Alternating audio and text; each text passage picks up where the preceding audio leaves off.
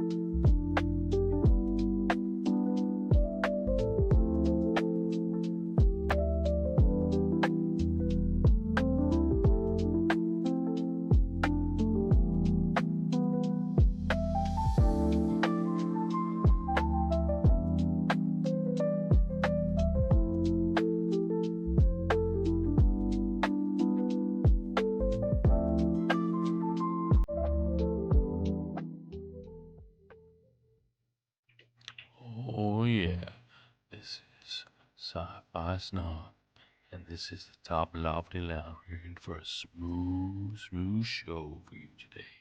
Oh yeah, baby. In the 20, 19, 18, 17, 16, 15, baby. Yeah, here we go.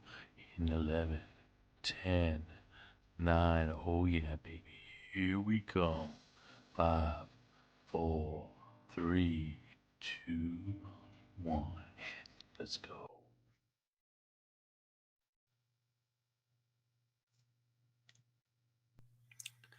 Hello, everyone, and welcome to the Top Lofty Lounge, episode 65. Can you believe it's been 65 episodes already? Conversations for the elevated here on the Top Lofty Lounge, late at night. We've got a smooth show for you. Welcome, all my fellow snobs in the chat. Good to see you. Don't forget to ask about our $1,000,000 guarantee. This week, we're talking about robots, iconic robots. And he doesn't know it yet, but Cam's going to have to go through a little bit of a test. But before we do that, let's welcome my co host. He is the C3PO to my R2D2. It's Cam. Say hello, Cam. Good evening, everyone. Good evening. Good evening to you. How you doing today, Cam? Good? Well, in the good old US of A, tomorrow is Labor Day, so I have a holiday, and so I'm feeling pretty good because of that. Are you going to do any labor? No, I don't think I will. It's America, so labor means don't do any labor, right? Well, it's the day you celebrate the labor you do all the other days. Ah, I see. Well, up here in Snow Mexican land, we also have Labor Day, so yeah, we got a day off tomorrow too. So it should be nice. It's also tomorrow. Okay. It's also tomorrow. Yes, our Labor Day is also tomorrow. Yeah. Well, like I like to call. Well, I shouldn't say call. I view it's like Canadians are kind of like the Orthodox in terms of calendar. That sometimes is different from non-Orthodox Christians. Well, things happen earlier, right? That could earlier and later. Spring starts later. Winter starts earlier. Everything, all that good stuff. So, but that's the way. That's the way it goes. We've got, it's cold. It's cold up here. I'm expecting snow at any day now. Yeah. So, what about? Did you do anything to increase your snobbery this week, Cam? Well, maybe not. I bought today a sci-fi game. Oh, really? A board game. A board game. Oh, which one was that? Or a miniatures game. It's called Snapship Tactics, which, I bought on a snap decision, and I've just started digging into it. I was grabbed by the promise of it being the premise is that you build, you design a ship based on a template, and so you like customize the ship, and then it has little pieces you put together to make the model of it, and then you go about it. Now, I was at a bookstore where they happen to have this, so I just bought it because I'm a sucker for for that kind of sci-fi game. But it's looking to be, I did look up the rating of it on BGG just really quick, Board Game Geek, that is, to see if it was just a dud or anything. And they had an 8.3, which is kind of high. So I'm like, 8.3. yeah, That's really high. Right. Exactly. You know how Board Game Geek is. They're, Yeah, they're like all. If you get anything over an 8, you're like a god. Right. So I haven't played it, so it might be just fine. It might be really fun, but I'm looking at it, it's like this just seems like kind of a copy of X-Wing in a lot of ways. The shipbuilding and design is what I'm really looking for, not another tactical game. I have plenty of those. I don't need more. So we'll see if this was an ill-considered decision or not. Maybe I'll report back. All right. Yeah. That's sounds good. I watched A New Hope again with the Snobette, the younger Snobette, the younger, and do you want to hear the good part or the bad part? Give me the bad news for. Give me the bad news. Well, you know what? I don't even know which is the. I don't know which is the bad news. But anyway, so we're watching the movie, and you know what she says at the end of the movie? She says, why did that guy? Why didn't he just use the computer to blow up the thing? The computers are better. And I'm like, no, he's using the Force. He's trusting his feelings. He goes, yeah, but why would he do that? He just did what that old man told him to do. Like, why doesn't he just make his own decisions? I go, no, he didn't. He was given the advice by his master. He goes, well, I don't see why he just didn't use the computer. It would have been better. Did she miss? I'm just like, you just did the whole movie. Like, did you not understand the movie? Like, well, but also they demonstrated that the computer didn't work. Red Leader run. I said that. Yeah, okay. He happened before, and but it could have worked the second time. Go get this kid. Go get her on here. I'm gonna berate her. That's what she told me, and I was like, oh. Now, and I'm like, she's like, but, and I'm like, no more questions. That's it. Go to your room. Yeah, we're doomed. I'm not answering more questions. Now, to be honest, though, I mean, she's heard of Star Wars. She's seen bits and pieces, but she's never sat down and watched the whole thing. Okay, and that's a failure on your part. Well, not really, because I can't make them do I'm like, this is a good, no, it's wrong. You could set a child in front of. No, they walk away and stuff. And, at 6, no, look, I saw it when I was down, very young. And, they lose interest and they wander off. Anyway, it's neither here nor there. But now, to be honest, so she actually is, even though she's 13, she is in a situation where she's heard of the movies and she heard me talk about it and all this stuff, but I don't think she's really paid attention. I think she's kind of watching this new, just based on our discussion afterwards. I don't think she knows who Darth Vader is. She doesn't know that. Like, she could watch the Empire Strikes Back, and go, "What? That's his father," and she's like, "Where's Anakin Skywalker in this and stuff?" And I'm like, you just have to watch the movie and find out. So I might be able to actually have a kid watch it and not know what's happening and stuff. So we'll see what happens. Now, the good part, well, I don't know if this is good. Yeah, Michael here. The cult. Yes, exactly. But now the good part is, though, after the Death Star blows up, and this is something I always think, he goes, wait a minute, how many people are on that Death Star? And I'm like, oh, there was about 200,000 people in there. And he goes, what? So Luke's the hero? He just killed like 200,000 people. That's not what a hero does. I'm like, no, but these are the bad guys. He goes, well, maybe they weren't all bad. Like, some of them might have just been, why don't they get maybe they should have got a chance to leave and stuff like that. And I'm like, okay. I mean, that's kind of true, but okay. Yeah. Well, I mean, you're opening a can of worms here. Clearly, I'm not asking you to reply. I'm just saying. No, I'm saying. I mean, I would suggest that there needs to be some historical information put in play here, right? Let's say the kids today, they're big on fighting the Nazis, right? In their minds. Might want to learn a little history about how much how much innocent population, innocent, how much of non-military population is typically killed in historical wars. Um, it's a lot, and they're Yeah. not serving on a military base. Yeah. Well, you know what? I'm just gonna have her watch the movie and see what happens. Well, maybe discuss it when we get through the other two and see what happens. But I don't want to talk too much about it because I want her to see if I can get her to, you know, be one of these people who don't know what's going on and watching the movie for the first time type of thing. Either that or I have to wait for my grandkids to do that. But one or the other. Anyway, I was just like, okay, that's it. Go to bed. You're done. No more questions on answering any of these crazy questions.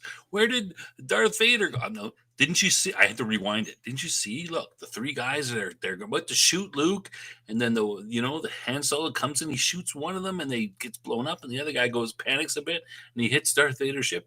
Oh, what? Oh, rewind. Look, see? Oh, okay, yeah. Okay, well, Anyway. I can admit when I was much younger than your child when I saw this, but I do have to admit that the second time I watched it, I realized, I missed that. There was stuff I missed the first time, but I honestly I missed that the first time too. The whole wait, Vader survived. Oh, what happened? Oh yeah, because it happens pretty fast. But yeah, like come on. Yeah. I was, anyway. But all right. That was my. I'm still going to say this is a failure on your part. If you need to start this way younger. No, I couldn't. I tried, and they were all like, I don't want to watch, and they would go off. Yeah, Dave, you're right. You're right. Yeah. Okay. I noticed Michael said that he hates us all. Does he? Yeah, he said he needed a break from all of us. Oh, is that why we haven't seen him for a while? Yeah. Well, it's probably you, Cam. Well, okay, I'll take that. Sure. All right. Okay. Hey, well, that was my week. That was last night. We had to watch the movie in two parts. We watched up to the escape from the Death Star, and then I noticed she was losing it and going off, and I'm like, "Are you watching this movie?" Yeah, I'm watching the movie. Why are you over there playing with the cat? Come back here. Oh, I can hear. I know what's going on. And of course, when she's sitting in front of the screen watching, she still doesn't know what's going on. What happened? So I'm like, I'm going to pause this movie. We're going to watch the rest tomorrow. Okay. All right. Off you go. It occurs to me that I forgot to share out this stream. Oh well. So I'm sure we'll have a flood of viewers in here now. Anytime. Yeah. Share it now. Okay. So we have a special. We got a tool edition, right? Well, actually, one thing I wanted to. Yes, we do. But I did want to note that you have 618 subscribers now. So I think you 618 bounced back up a little bit. We are. Well, I'm not sure that we were at 619, but I don't remember that. Well, it was definitely less than 618 though on Wednesday's show. Yeah. Weatherman makes a good point. All the people in the Death Star killed the people of Alderaan. I mean, yeah, but what about the guy who cleans the toilets? Was it his fault too, right? The janitor. Like, I mean, hey, maybe he's a slave and he got kidnapped and blah blah blah. Anyway, who cares? All right, we didn't come to talk about that. All right. Well, clearly we did because you brought it up. We are talking about it. Are we ready to talk about? Yeah. Sure. Let's go. Let's have a brief tool segment here. All right. Let's have a brief tool segment. But first, let's put up the tool time. Go ahead. Oh, do you want me to skip the singing part? Yeah, it's up to you. Okay, we'll skip the singing. All right. Anyway, it's tool time with Cam. Go ahead, Cam. Okay. Well, if you would bring up the first item. Okay. All right. Let's see here. Let's hide that. The first item. Let's go back to here. I get it set up. This is the one I didn't set up. Okay. Let's try that. Doing it live, everybody. We're doing it live. Okay, here's the first one. All right. Got it? Not saying anything. Didn't come up. What the heck?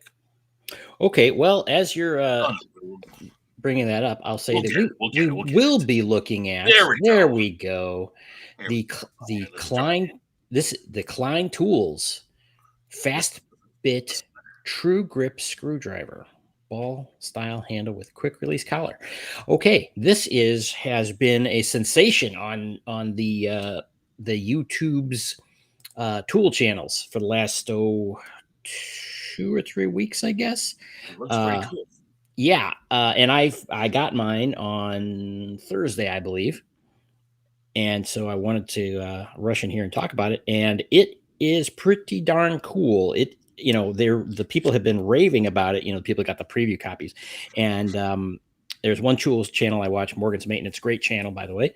And he was putting out reports as it was coming, in stock on Amazon and elsewhere, because they were selling out like immediately, because again, it got so much play on all these tool channels. Every tool dork, or person like myself, well, I'm not saying I'm not a tool dork, but professionals and non-professionals is what I'm trying to say, is jumping all over this thing. So they're coming in and out pretty quick. It's got a whole bunch of bits with it. No, it actually does not. It only comes with. All. Yeah, it's showing you what it can do. So it comes with just one long bit, which is a reversible, 6mm flat and number 2 Phillips. Actually, I believe it's a number 2 JIS with Japanese Industrial Standard, which is very close to Phillips, but slightly different and harder to find in the U.S. generally. So I'm happy to have that. But as you can see with the I'm sorry. Well, you saw on the other image, the other things. The thing that's great. Go back. You can go to all the ones, first one. Yes. So it's basically one of the things that everybody's raving about is that it really does work very well with pretty much every 1/4-inch bit. So what they're showing there is like the top one is a Japanese style, and then the second one is like a regular American bit holder, and then the all the different types. It really clamps all of these really, really nicely. I won't say there's zero play in it, but it's pretty close to zero. So you don't have to buy their bits. You can use all the bits that you have. Yes. Now, what it can't do though is regular small little 1-inch bits, right? Those are too short for this. Yeah. So you would need a bit holder like the second one from the top there, which to hold those smaller bits. So it's not meant for those, but it pretty much everything else. So if you have a 2-inch bit or longer ones that you like to use, or the bottom, like the flip socket adapter there, showing at the very bottom, works great in terms of holding. I haven't actually been able to use it on much of anything yet, but the promise is there. This might be the screwdriver of the year, as many of those people are discussing. So we'll see. Quick release collar, passive locking mechanism. Ooh. Yeah, that's the thing. It's nice. You pop the thing. You might hear that. I'll put it right next to the microphone. Can you hear it? Yeah. Okay, so that's popping the blade into it. You don't have to play with the collar to insert it. You just have to do it to release it. So it's pretty sweet. But we'll see how that works out long term. And it's pretty darn good price too. About $16, $17. And this is a Canadian. This is Canadian. What do you mean Canadian? Oh, Canadian dollars. This is Canada side, yeah, because I'm in Canada. Well, it's $16.99 what it's showing up in the US. Yeah. Oh, really? Sure, it should be the same in Canada. Okay. Oh, that's weird. Because the dollar is not the same. Anyway. Yeah, that's pretty good. Okay. So get rid of that. And then if you want to show. All right, I got to. This doesn't let me. It doesn't let me show one scene. It only lets you show one scene, so I got to switch this to go to the other one.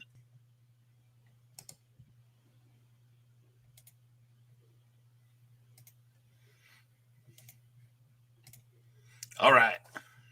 Michael was asking, how good does it hold the bit? It very, very well. It really holds nicely. So.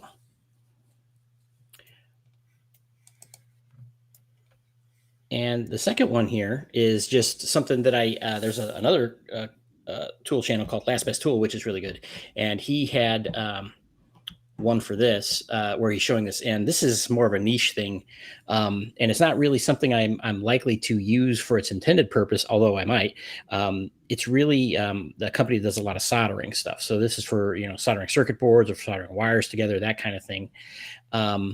But I'm going to probably use this. I got 4 clamps and the base plate here. It's a steel base plate, and then these are magnetic bases on each of these clamps, and you can see. Are those bases movable? Yeah, you can.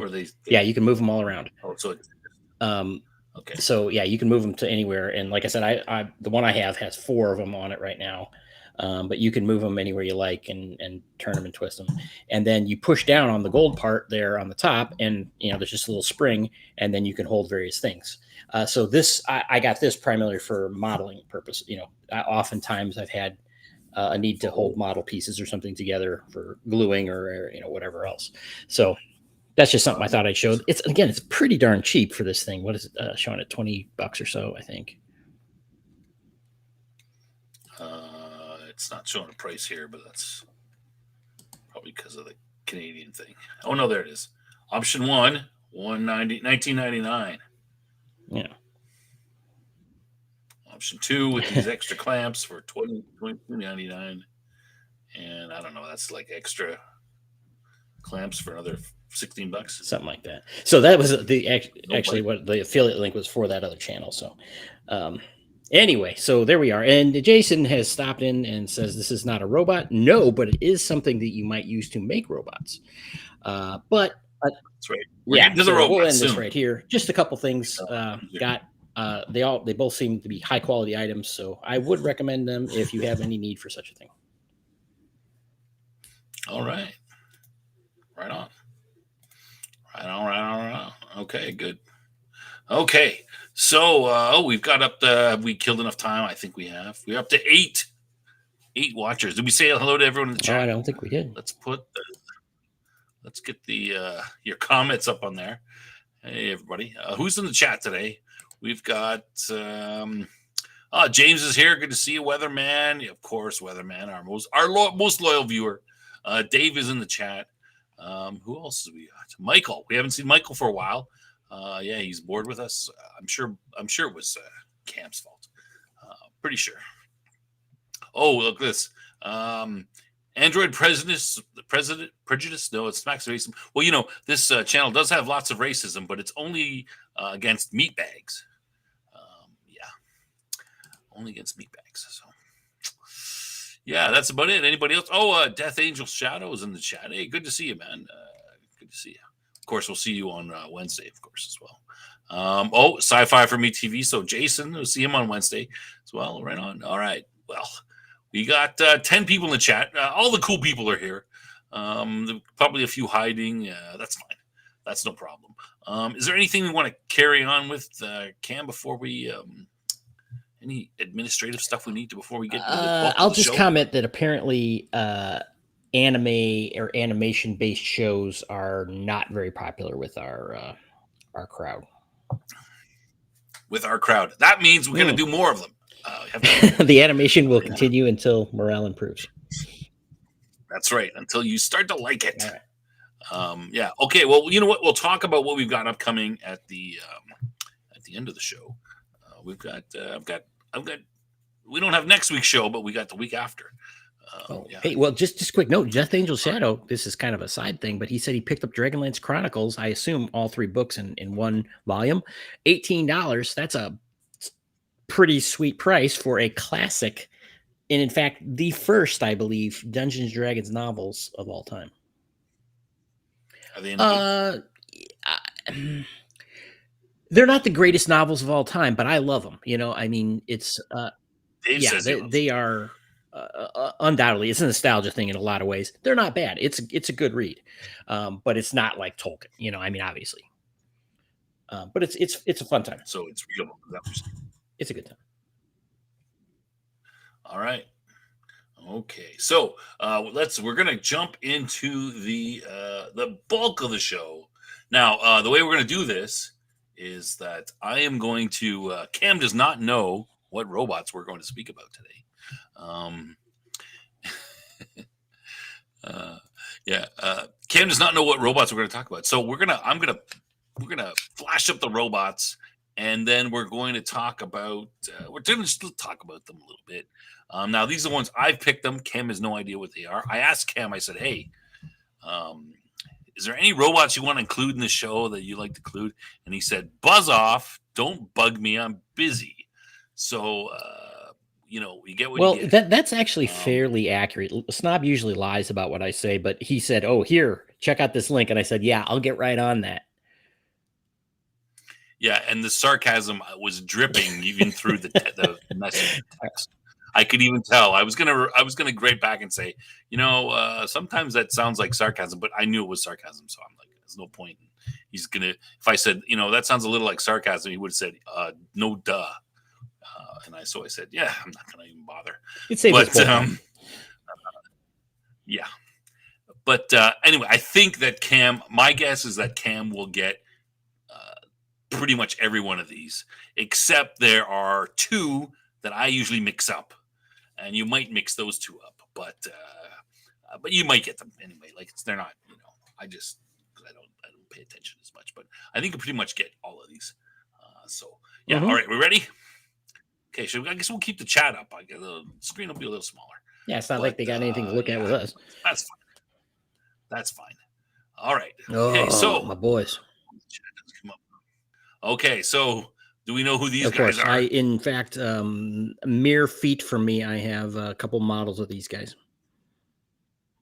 Yeah, of course. So this is, of course, Cam. Oh, it's Optimus Prime and Megatron. Optimus Prime and Megatron, of course. So Optimus Prime, tell us a little bit about. Well, it's the leader of the Autobots from the Transformers series and leader of the Decepticons. These appear to be Generation 1 classics. Yeah, I prefer the generate as opposed to the new movie type stuff. So I picked pictures that kind of fit with the original show. Yeah, I don't know. Do we need to talk too much about this? This is it's pretty. Well, I don't know what you want to talk about in any regard. I mean, we could talk anything we want about. We have talked about Transformers before to some degree, but I mean, yeah. I'm guessing almost everyone would be familiar with these guys. Since they became a mainstay since the 80s and really have sustained pretty well.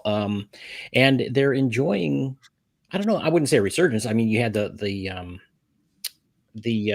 well, a little bit of resurgence. Well, since you had the mainstream movies that came out. When did those start? In the 20?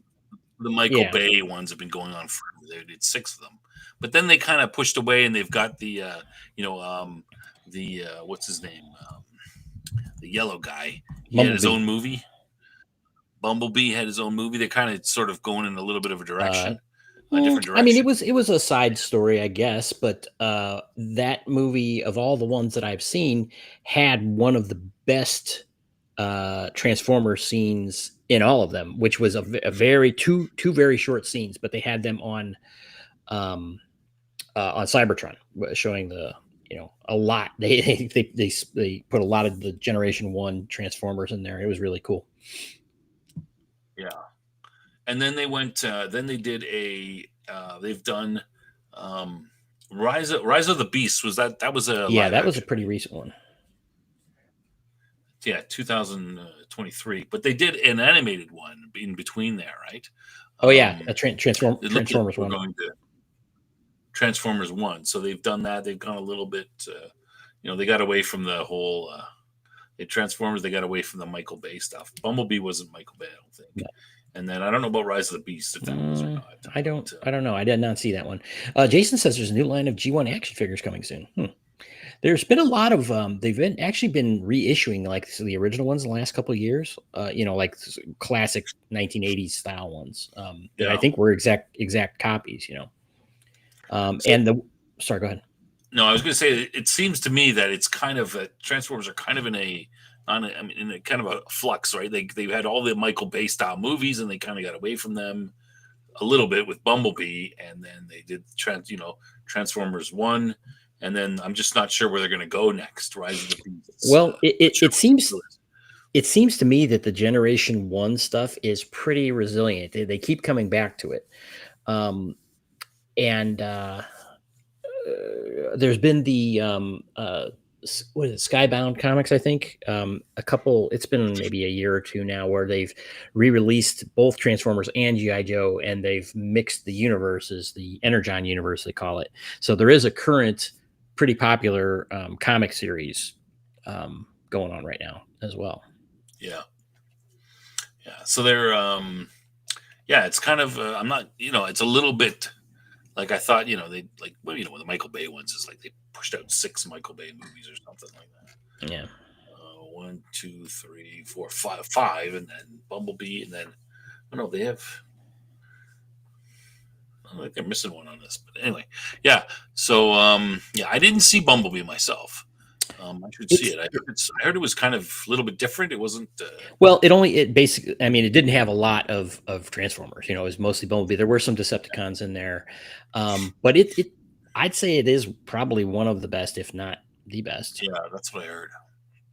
Okay, I'll check that out, Jason. All right, let's move on. Other iconic robots in the series. Now, this is not in any particular order. It's not most to least iconic, but we can say how iconic they are. But actually, the last one is probably the most iconic. But we'll see what people think. All right, next, who do we got here? Oh, of course, you recognize this? Pretty easy. Sure. Well, it's I don't know which one, I guess, but it's the T-800 from Terminator. Yes, the T-800, of course. Yeah. Cyberdyne Systems Model 101, or the T-800, played by Arnold Schwarzenegger in the Terminator movies. Mm-hmm. Yeah, super awesome.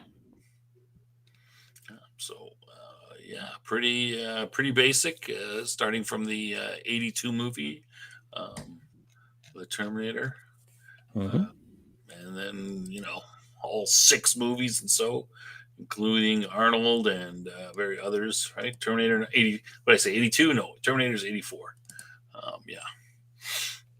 Yeah. Rise of the Machine, Salvation, Genesis, Dark Fate. Not very good. But yeah, that's pretty iconic.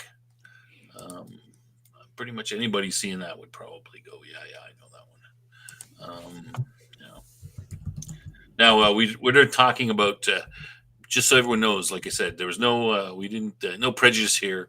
We're doing robots, humanoid robots, androids, anything. I wasn't very picky with this. I just did whatever I thought was the most iconic.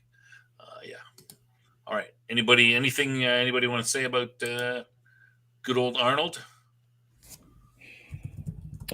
Classic. Classic, yeah. I love the 82 movie, or the original Terminator. It was great. It was a big inspiration for a lot of role-playing stuff that we did back in the day. And of course, T2 I really enjoyed. Beyond that, I wasn't really much of a fan. Yeah, and then the second movie was a liquid metal one that I didn't include any of the other ones. The T-1000, I think it was, which what's his name, Robert Patrick played, and then the mixture one from T3. And after that it gets a little bit weird with the nanobots and stuff. But those are the critical ones. What was her name? The TX, I guess it was called. Christina Loken played her from the third movie. All right. Summer Glau's character. There was she was like a 2T8. It was an 800 series, like 888 or something like that, if I remember correctly. They called her. That's what they it's like it was an 800 series, but an older, like a newer model than Arnold. I think they said like 880 or something like that. Well, she's also known for playing another lifeless robot on in Firefly. Yeah, Ha she's ha. yeah, she's pretty quiet. She's pretty quiet there. Yeah. Okay. Yeah, Kay Roberts is in the chat. Hey, good to see you. All right. So let's move along then. Next, what do we got? Of course. See, who said I forgot these guys? Do we know who this is, Cam? You know what? I can't recall the name, but this is from Hitchhiker's Guide, right? Okay, that's and you know the name of the robot? No, I said I forgot his name. You don't know? Okay, well, you know what? You got it from where it's from, so I'll give you that. That's of course Marvin, the paranoid android. Yeah. So this is on the left, of course, is the movie version, which I didn't really like that much. But on the right is the of the screen is the I guess that's the radio play version that they made into a television show. And 6 episode. I would like to find that. It's probably online. I should like to find that and watch it again. I thought it was really good. I preferred that to the movie. I did see the movie, not the miniseries, the movie, and I did read the book way back, but it's been a while. Yeah, I have a copy of the movie, but it's not bad. But I prefer the original look to Marvin the paranoid android. His voice, I mean, the voice is pretty good on both of them. I think they used, I'm not sure who, I believe it was what's his name, Professor Snape. I think for the movie, it sounded like him, and the voice was pretty good for the TV series if I remember correctly. But yeah, Marvin. Yeah, well, Hitchhiker's Guide is one of my favorite sci-fi books, and one of the few sci-fi comedies, really good ones that you can find. So the one on the right was, the movie's not the 2018 or whatever it was movie, not bad. When was that movie?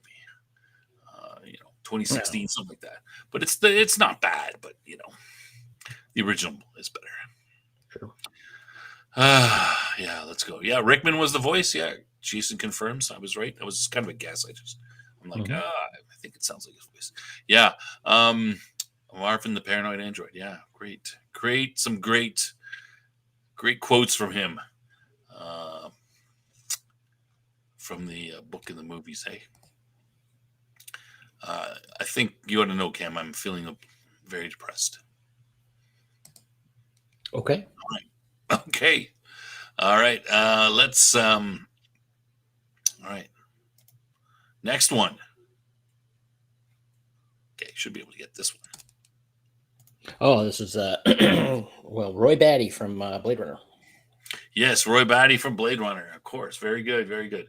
And like I said, we're not discriminating against androids or anything like that. These are replicants, technically. Yes, he's a replicant. What is he? What do you know? What model he is?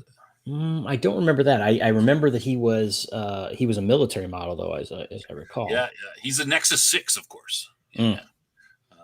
Zoe in her prime. Oh yeah, that's of course. He's a Nexus 6 model. Do you know how old he was? This is I'm asking you some really. I'm gonna say 6 years old. No. There was they only lasted 4 years, right? This was he was 3 years and 10 months at the time of the film. I knew it was very short. Supposed to live 4 years, right? His birthday is January 6th, 2016. Yeah, you're right. Genius level intellect. He's a combat model, used off-world military service. Of course. Yeah, we want to, and they, of course, when him and the other 5 replicants, they all come to Earth. You got Leon. You got Pris. Yeah. I don't know if I remember the other ones' names. Leon. Leon's a favorite. Pris. There's a couple of ones that they don't name them and stuff, but Pris was played by Daryl Hannah. Yeah. I don't know who played Leon. Well, I'll just He's one of those character actors that was, all over the place. I don't remember his name offhand. Brian James. Mm. Brian Howard James. Yeah. What do they come? They come looking for. They want to expand their life. Yep, they're trying to survive. They come to Earth illegally because their replicants aren't supposed to be allowed on Earth. Yep. Yeah, that movie is great. I don't care what anybody says. Yeah, that is a great movie. And of course, he's got Roy. Roy Batty here. Rutger Hauer has that great. That great speech, the Tears in the Rain monologue that everyone talks about. Yeah, awesome. Yeah, movie. If you haven't seen it, folks, go see the original. Yeah, one of the best, excellent science fiction movies. Watchable, even though it takes place in 2019, supposedly in 1982, when Tears in the Rain monologue, very well known. All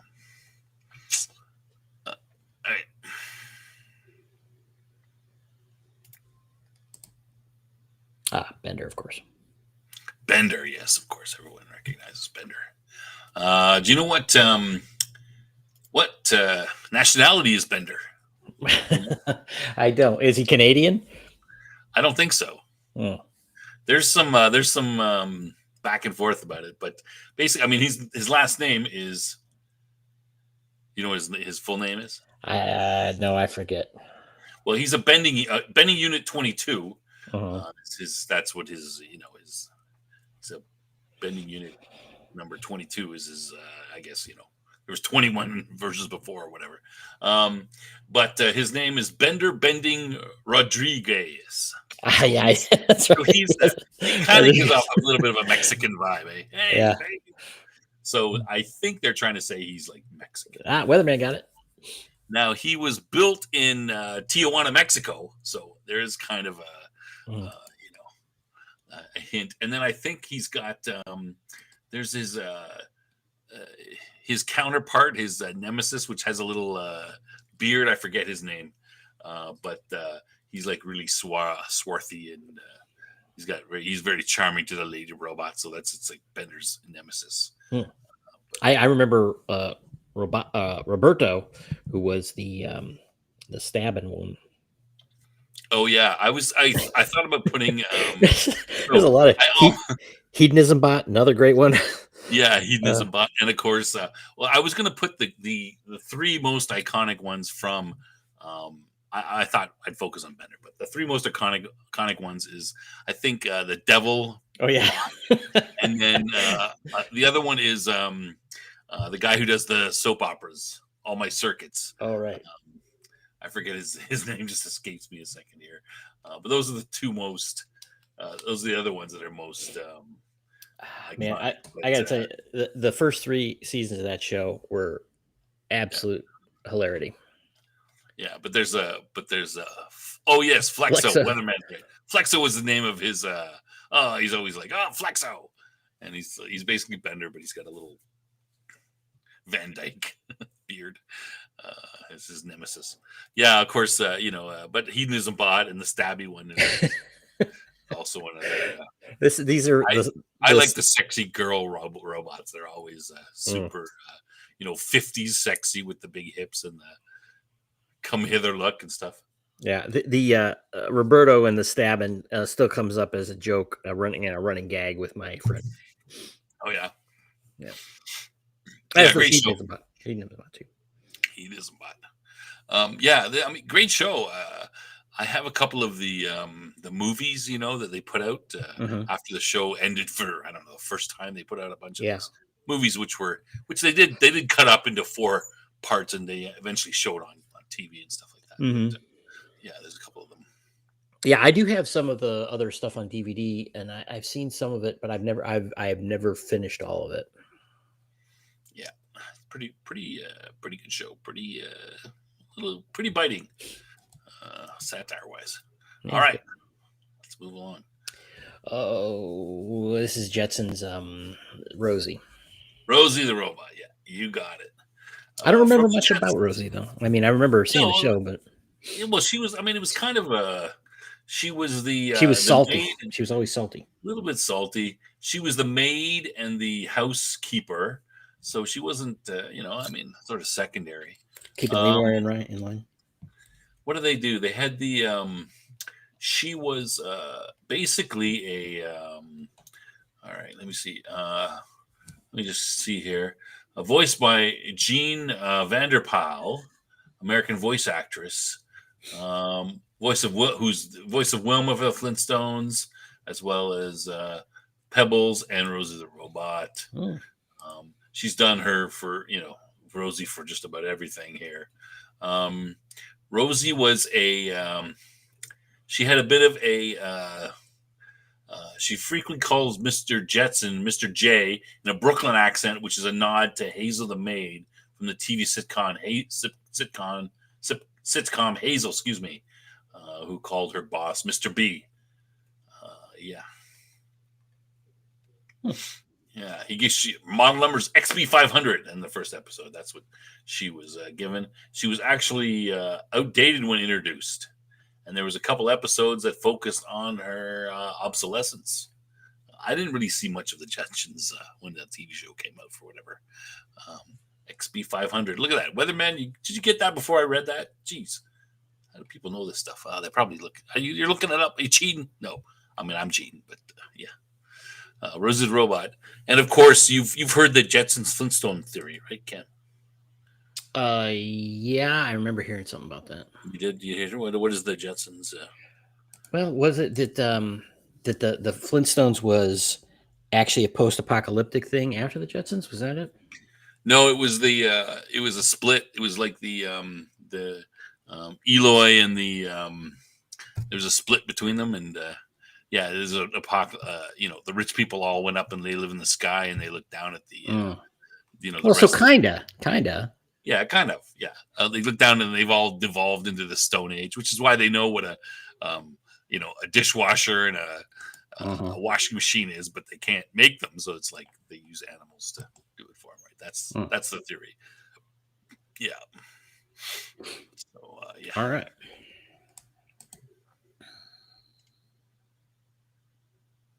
Oh, okay. We got Wally and Eve here. Eve, yeah. Great movie. Yeah, good movie. Love this. Pretty good movie. I have a Lego of Wally. A pretty nice Lego model of Wally. It's really well done. Surprisingly well done. So little talking in the from the robot sense. The humans, of course. Humans are pretty depressing, of course. Wait, Jason's backing me up here. What's that? About the post-apocalyptic theory. Yeah, it's a running theory. Yeah, it's post-apocalyptic. I mean, you can call it post-apocalyptic or whatever. But anyway, the rich people have left the planet, and whether it's some sort of post-apocalyptic nuclear waste. No. Flintstones. The Flintstones. The one I've heard is that they split, right? All the poor people, all the rich people live in the sky. The poor people have devolved and are live on the planet. Whatever has happened. Yeah, we know resources have gone. Whatever. We know what the story for Wally is that they junked up the place and then they took off on their luxury ships, intending that they were supposed to, the robots were supposed to clean everything up, and then pretty much all of them malfunctioned or they didn't last except for Wally, he's one of the last ones. So yeah, well, I mean, there's just too much to clean up, eh? Yeah, yeah, but it's brutal. Yeah. And so he's alone basically, but he can't. We see if you watch closely, he cannibalizes other robots, for parts and things to keep operating.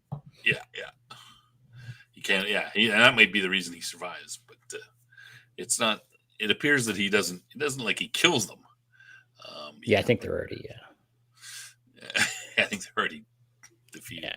And Eva shows up to scout what's going on back on Earth, and there's a whole thing with the plant and everything, whether it's habitable and so on and so forth. And contaminant. Yeah. And gentlemen, I'm going to get, we still got a bunch to go, but I'm not necessarily have everyone, but we're not even halfway through. Well, they're spoiling. Right. They're giving me answers here. Yeah. Don't spoil it. All right. What were you going to say? Sorry. I was just gonna say that I kind of like Wally because everybody was they were basically pampered on these giant cruise ships in space. Um, that they were obese and riding around in chairs and everything.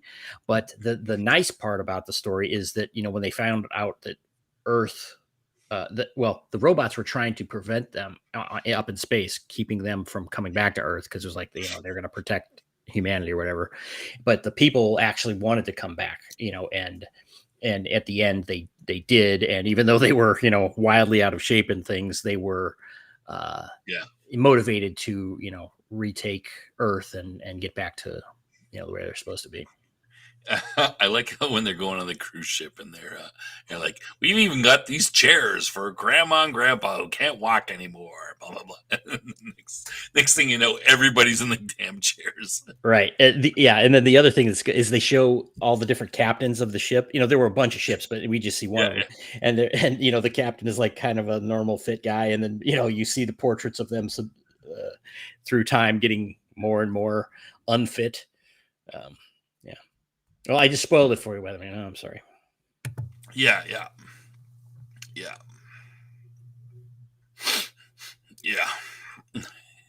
Never seen Wally. What?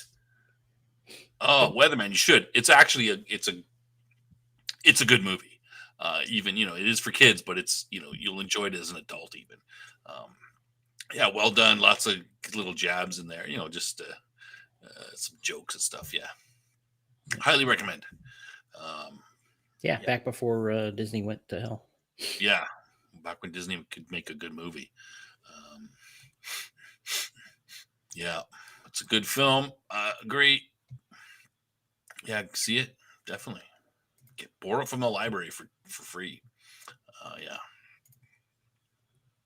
Thank you. All right, here you go. Who's this guy? Is this Johnny Five? It is Johnny Five. Yes. I forget what's the name of the movie. It's Anybody have anyone? I'll let the. I never saw it. I'll let the chat give it to you. The chat knows what the movie is called. Everyone does. Well, they've been calling it. Just give a few seconds for it to catch up. Yeah, well, Mr. Meltos mentioned the fight between the ship's captain and the ship's AI. Yeah, it was hilarious. Yeah, that's good. Short Circuit. There you go. Short Circuit, 1986. Yep. Short Circuit, Johnny Five. All right. Okay, so robotic experts develop a robotic soldier for the U.S. military to use in Cold War operations. Though they prefer to make peaceful robots. After a live demonstration for the military, one of the units, Saint Number 5, Johnny 5, struck by lightning, and it scrambles its program and makes it sentient, resulting in escape from the facility. That is the start of the movie. Yeah.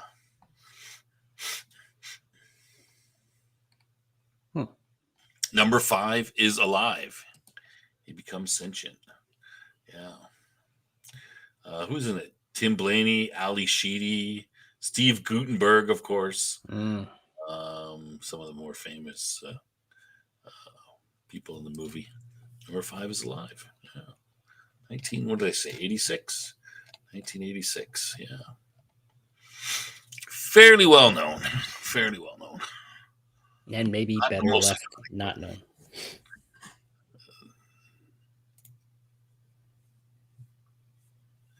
Okay. This is one of the ones where you might have a problem and mix them up. Okay. Is this Robbie from Forbidden Planet, or is it a different name? I'm trying to remember. Well, I knew him as Robbie the Robot. This is Robbie the Robot from Forbidden Planet. Okay. Yes, you are correct. And it's a little bit. He's in this little thing.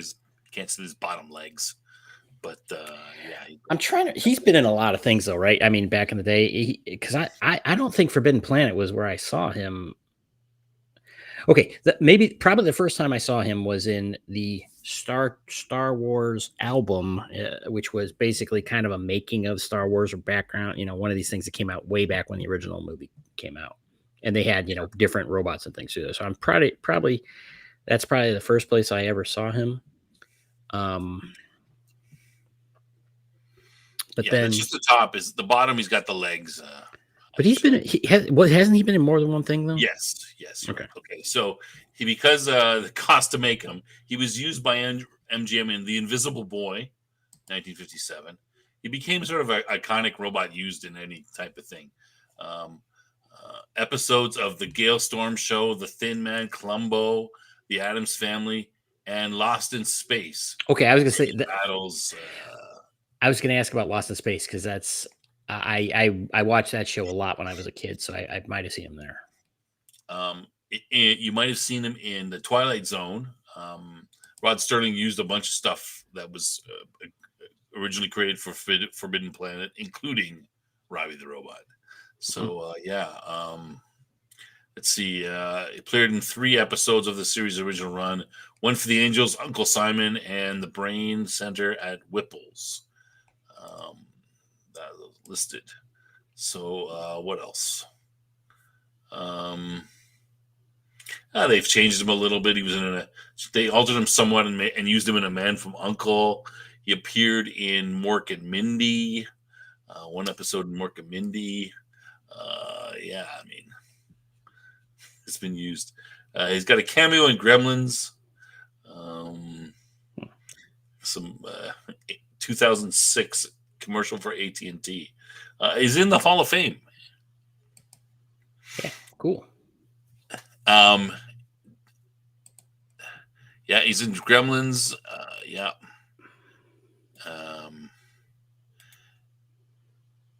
No, he is not. That's the wrong robot. What are you talking about? What's the wrong robot? Oh, here. Okay. Well, we got the Daleks and the Cybermen. Yeah. That's pretty obvious. This is pretty. I always like I would like the Daleks better. I used to when my kids were little, like really small. I would, the Doctor Who soundtrack, right? Mm-hmm. It's pretty freaky, eh? Imagine you're 4 years old and your dad's playing that, trying to scare you with it. Like it would freak you out a little bit, eh? So you're a horrible parent. I'm a horrible parent, and I would, and then I would go, so occasionally if they were, going somewhere, I would come up to them and do the, the exterminate voice, exterminate, and chase them. They'd be like, ah. Okay, so you like the Daleks more. I like Cybermen. I like the Daleks more. I think they're weirder. I think that when I first started watching Doctor Who, the Cybermen were not on as much, so I saw the Daleks a lot more, and I got tired of them. And yeah, me too. I didn't see the Cybermen much either. You're right. I like Cybermen. Technically, neither of them are robots. What? Well, okay, so the Daleks have a creature inside of them, and the Cybermen are humanoids that are made into. Their brains are. I mean, they're cyborgs. They're cyborgs. Their minds are wiped, and they're. Is the Cybermen just put their brain in there?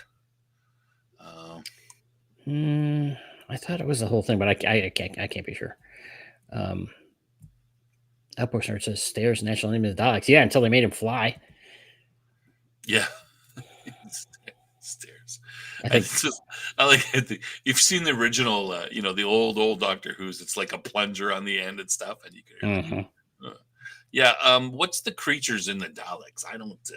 There's some sort of. They're like a slug or something, aren't they? Some sort of weird, like shriveled up slug. And then are the brains put into the Cybermen? Is it just your brain, or is it? Cybermen are cyborgs. Are they? Do they just put your brain in there and then they erase your brain? I know they erase your brain, and I mean they steal humanoids and stuff, but they just put your brain. Like it's not the body that's in there, is there? I don't know. Okay, the chat is saving us here. The Daleks are mutated humanoids in a battle suit. Davos created them. I don't. Is that?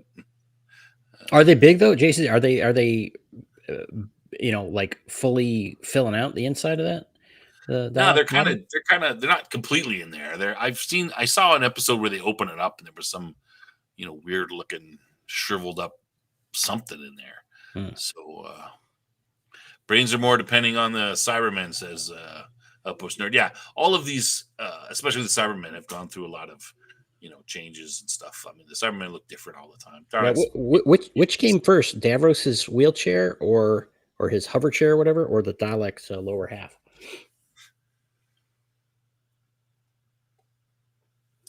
We'll never know. Davos created them from his own race's DNA. Daleks are small. Yeah, they're like little. They fit into the bottom of the thing, and Yeah, the Daleks are such dicks. They're just always, we're so superior and all this crap. They suck. Doctor Who sucks.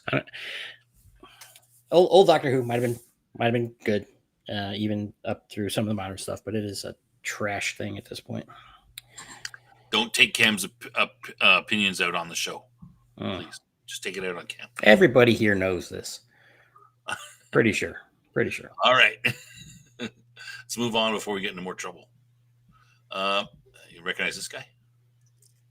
Hold on. Let's see. Come on, yeah, Iron Giant. I've never actually seen it though. You never seen the movie? Mm-mm. Good movie. Yeah, I've seen the movie. Yeah, with my kids. Yeah, it's 1999. American animated. Good movie. It's got that sort of 50s feel. Yeah. Well, you know what? I take that back. I might have. Maybe I did see it. Maybe I fell asleep during it or something. You probably saw it. You probably just maybe. Well, I should see it. I should watch it again sometime and see if I remember it. But yeah, it's kind of up my alley. I think it's a cool. Yeah, it's good animated. I mean, it's more of a kids movie, right? Kids finds robot saves kid. Military comes after a robot, tries to take away kid's friend, that kind of thing. Ensemble cast: Jennifer Aniston, Harry Connick Jr., Vin Diesel, Cloris Leachman, James Gammon, John Mahoney, all kinds of. It's kind of a Cold War setting, 1957. The good old days. Yeah, he discovers and befriends this giant robot of extraterrestrial origin. They prevent the United States military, who've been alerted by a paranoid federal agent, from finding and vanquishing the giant. Yeah, basic plot. Yeah, crashes off the coast of Maine. Kid finds it. Yeah, kind of like the E.T. sort of story, right? Finds the alien, but this time it's a giant robot. All right. Cool. Yeah, Vin Diesel does the voice of the robot. Yep, that's correct. The military should come after the giant robot. No, but it's this kid's friend. It can't be. You can't take it away. He's my friend. Yeah. All right. Yeah, Death Angel Shadow's calling you out for skipping K9. Well, how do we know we skipped anything? Okay, well, if you're going to go back to it, fine. We're not done yet. Okay, so now we got. Okay, so here you go. Robot from Lost in Space. Lost in Space, and this is the one that goes danger. Shown with a young Lanier. Yeah, this is the one that does Danger Will Robinson. Danger. You got you mix it up. Yeah, I love it. I love Robot Lost in Space. He's cool. Yeah, he's it was kind of interesting with the so two most known now this is just called he's just called the Robot, right? They don't have a name for him in the original. He's an environmental control robot, but he's just called the Robot. He's kind of, he's got his catchphrases. That does not compute, and of course, Danger Will Robinson. And he verbally spars with Dr. Smith. Yeah, Dr. Smith. Yeah. Now let me see if let's see if I could find the. I was reading about this, and he's got. Oh, it doesn't have it here. I wanted to check it. He's got a bit of Lost in Space episode 20, War of the Robots. That's when Robbie is in there. Um, he didn't appear in the unaired pilot episode. But I was reading. I can't find it now. But he's kind of the first. He's the first robot that sort of has a. They give him a personality. Like he's a bit of a character. Mm-hmm. He's actually has emotions and he, does stuff. It's kind of, kind of the first robot that's a kind of a character. Yeah, I recall as a young child, how his arms are retracted in the picture here, but they actually extend, right? And I remember using a dryer vent, simulating that when I was playing Lost in Space. Yeah.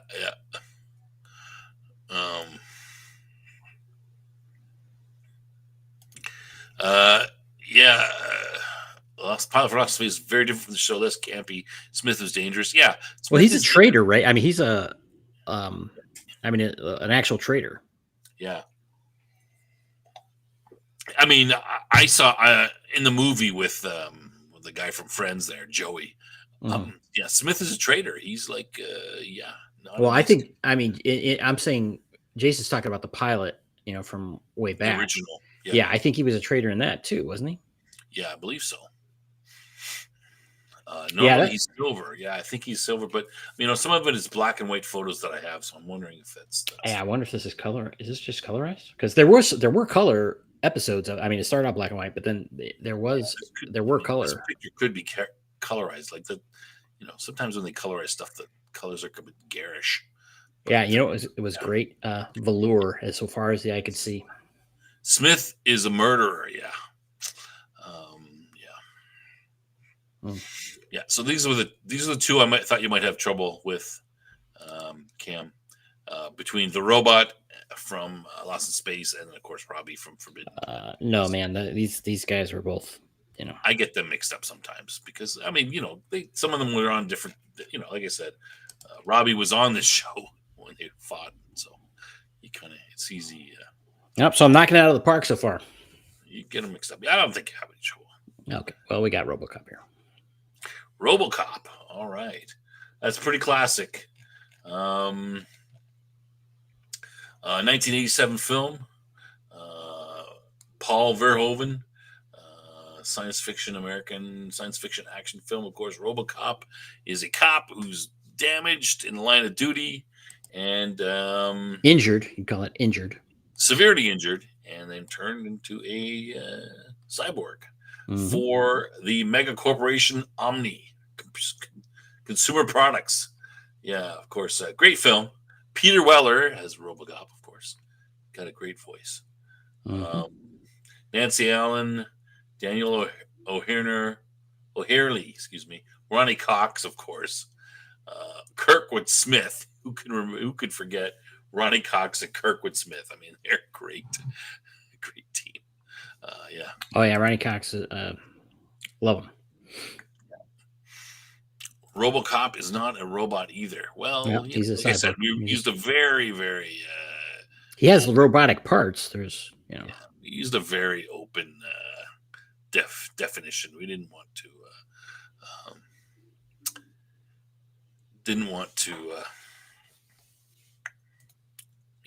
Leave anybody out. We're desperate. We're desperate for content here, people.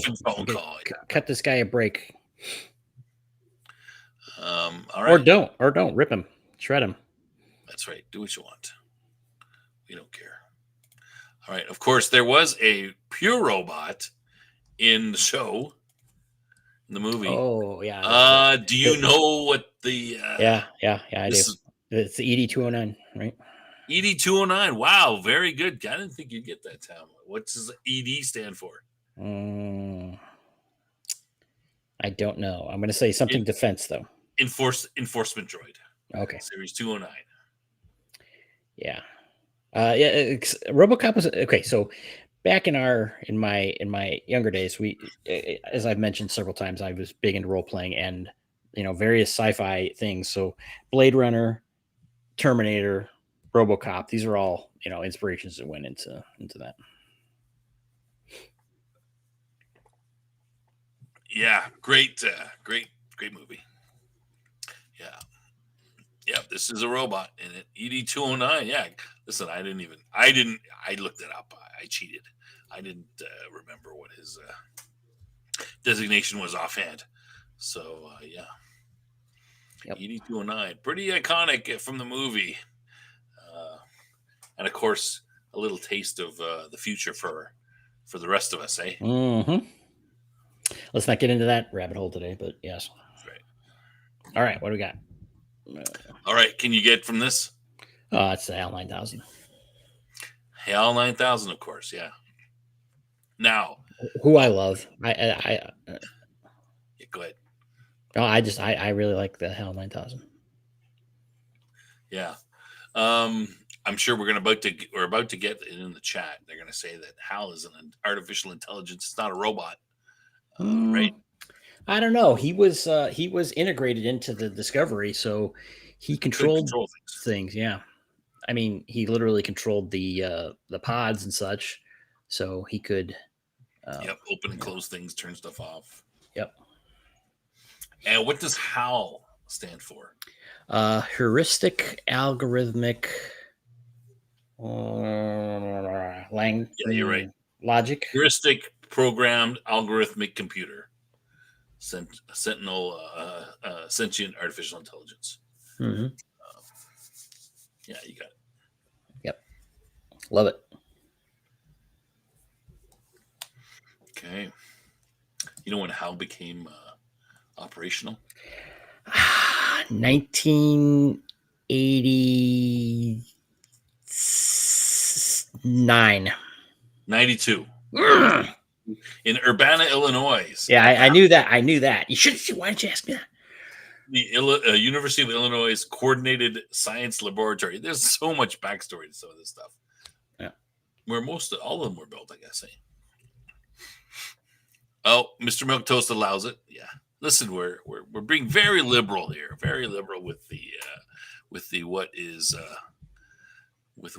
what on here. We're taking it easy. Yeah, it's supposed to be a fun show. Jason points out that the short story that 2001 was that was inspired 2001 is called The Sentinel. Oh yeah. There we go. Yeah, I didn't know that. Michael, you are correct. I cannot sing Daisy.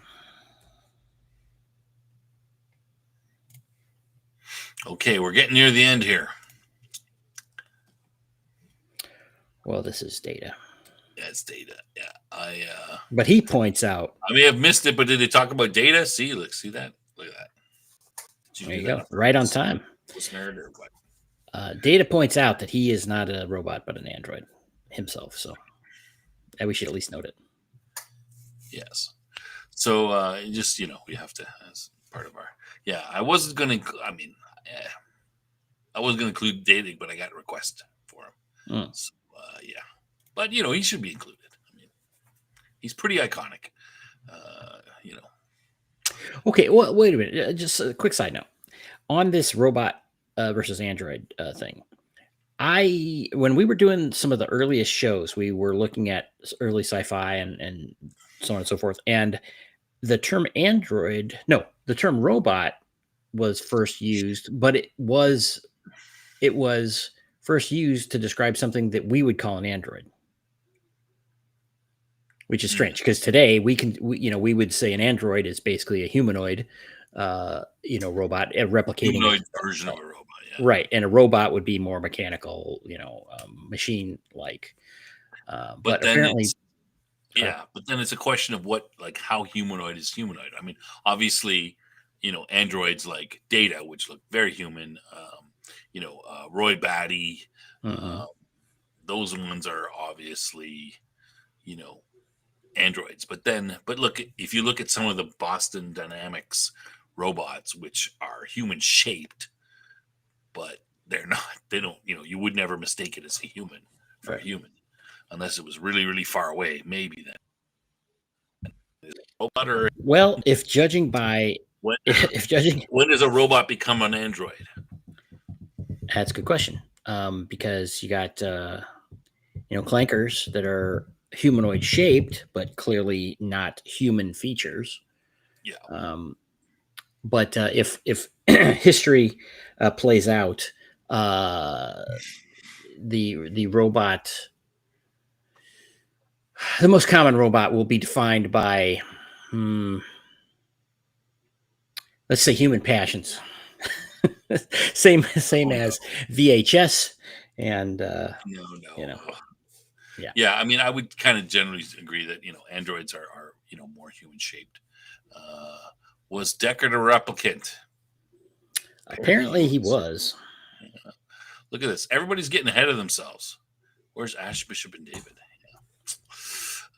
Okay, Yeah. well, First robot, female android. Yeah, and so then okay, but what about cybernetic organisms? Would be biological organisms with robotic parts attached. That would be a cyborg, right? mm-hmm. But then it's a matter of how much. If I just put, I mean, I hear people joke, soldiers joking about who they got a leg, lost a leg in war or something. They joke and say, "Hey, I'm a cyborg now." People with artificial hearts, or whatever, like, "Oh yeah, I'm a cyborg pacemaker or something." But yeah, I mean, how much replacement, before he's still a cyborg? What if it's just a brain in a robotic body? Is that still a cyborg? Yeah, I think so.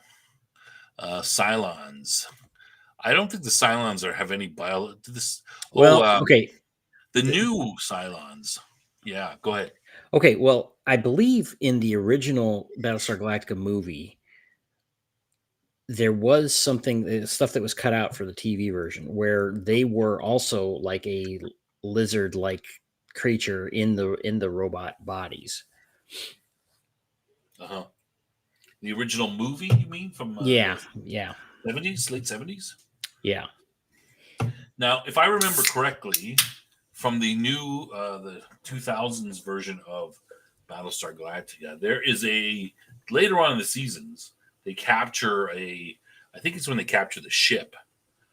They are, or some ship. They're digging into it, and it's got a very a biological part. Like it's like a biological brain that's attached. Well, to yeah, it's a humanoid that's running their Yeah, base so it's stars. Yeah. Well, yeah, so it's a biological brain that's running that's attached. well, it's Yeah. it's almost indistinguishable for the new ones, right? The non clanker types, where they're okay. Yeah, see, silence were created by a reptilian race. But okay, okay, um, okay, good. Thanks for that, guys. So the in the new version, they're more like replicants, right? Where they are, it's not like they're just a metal body covered by synthetic skin or something. They're by all appearances and functions, um, biological. So it's basically technology that is so fine that it's replicating biology almost perfectly, in to the point where they could reproduce with humans.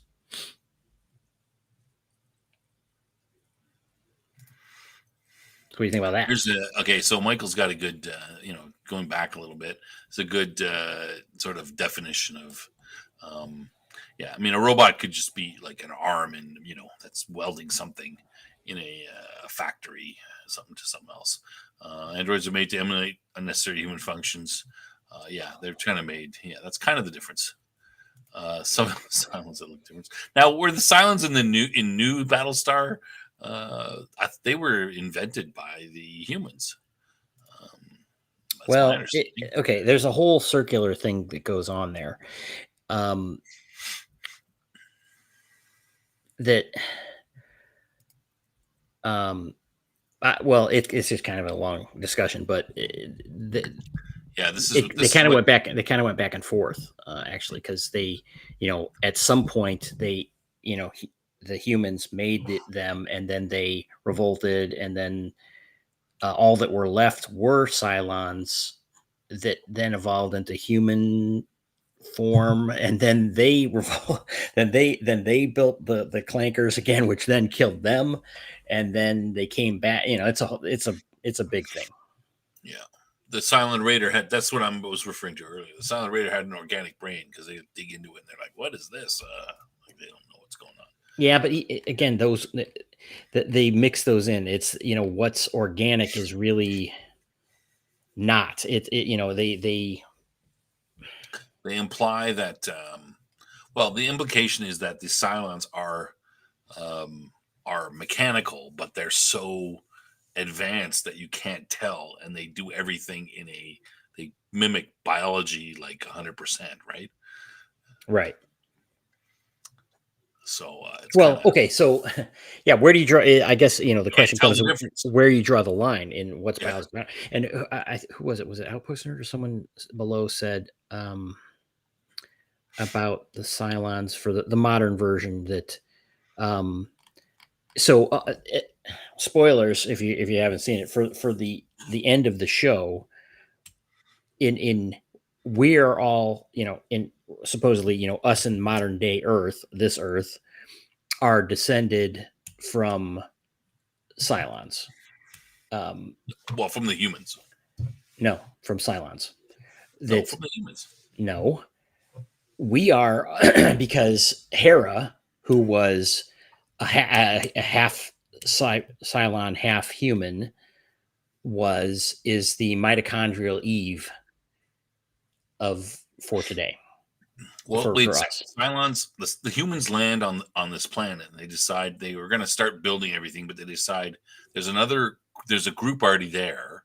There's some humanoid species already there that's very similar to them, Yes.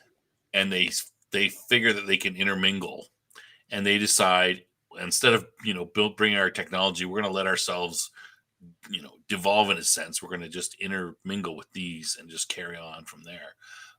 No, okay, I understand what you're saying, but at the very end, they have the thing about the mitochondrial Eve, and it's Hera.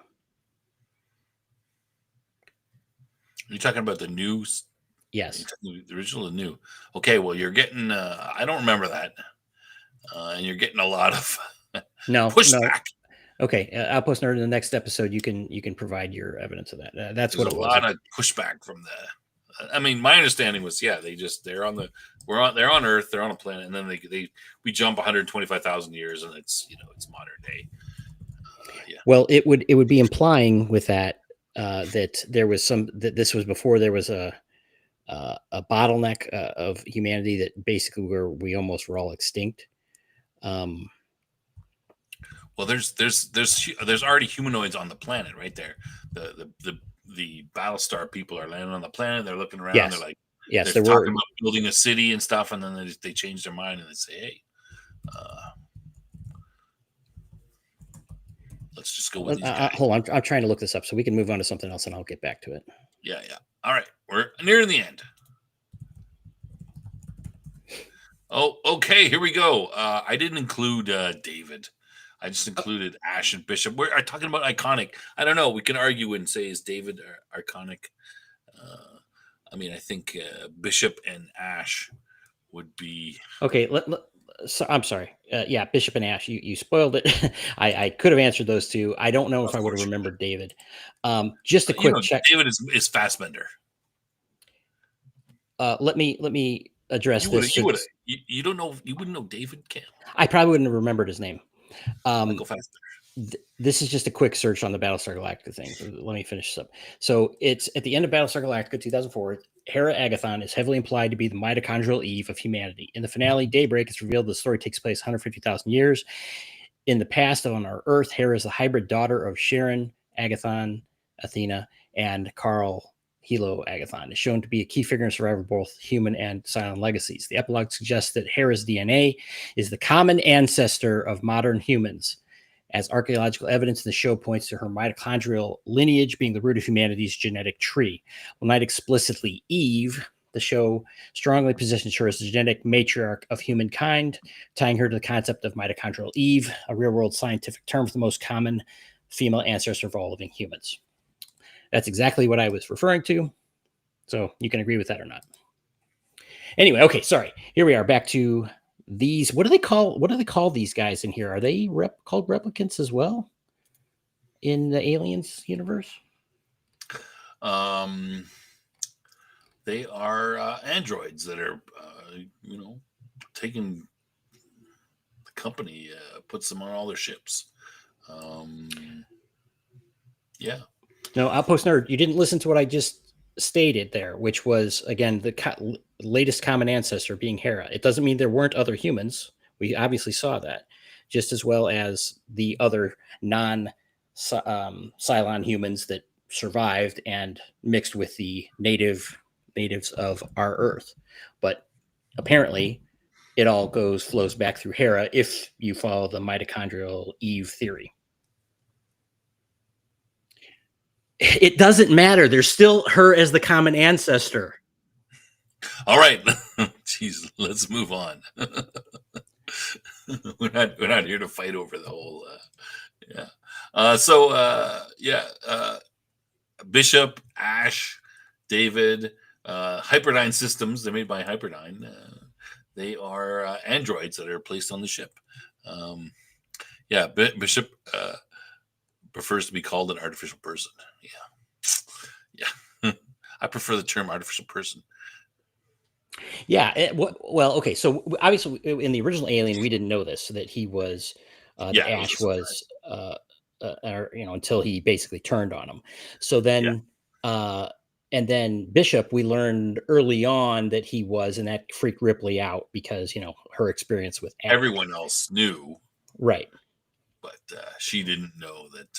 Right, and so it that was part of the plot, of course, in Aliens, that whether he was going to turn on them or not, and so on and so forth.